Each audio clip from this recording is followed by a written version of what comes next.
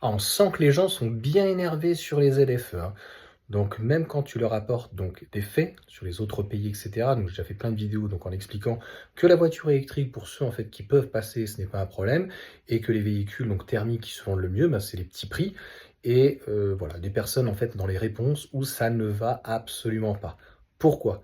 Parce que je tiens à rappeler qu'avant en fait un véhicule thermique, même s'il n'était pas trop cher, donc d'occasion et même si neuf, il valait 50 000, 100 000. Il y avait des véhicules par exemple, le plus gros véhicule pour dire, c'était les séries 7. Une série 7, ça pouvait valoir 80, 100 000, 150 000, même des Porsche Cayenne, pour en avoir eu un, ça décotait énormément.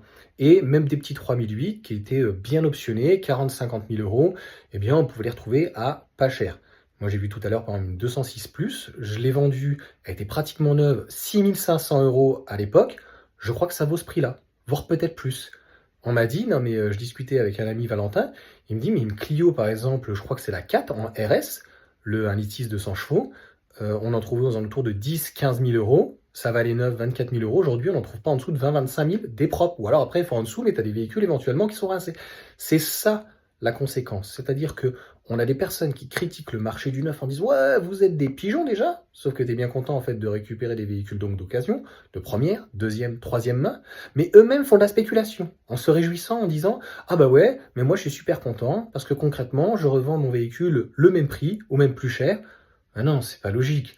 Ton véhicule, il a une dépréciation. Donc, obligatoirement, si tu l'as acheté 10 000 euros, que tu as fait 50 000 km et 2 ans, il devrait valoir que plus que 4, 5, 6 000. Ça, c'est toujours, et ça a toujours fonctionné comme ça.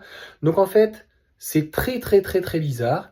Vous plaignez des gens dits riches, alors que ça ne veut rien dire. Donc, concrètement, des gens qui peuvent ou qui veulent acheter un véhicule neuf. Et lorsqu'en fait, vous voulez racheter ou vous voulez vendre un véhicule d'occasion, vous voulez rien lâcher, tu vois. Donc c'est vraiment bizarre.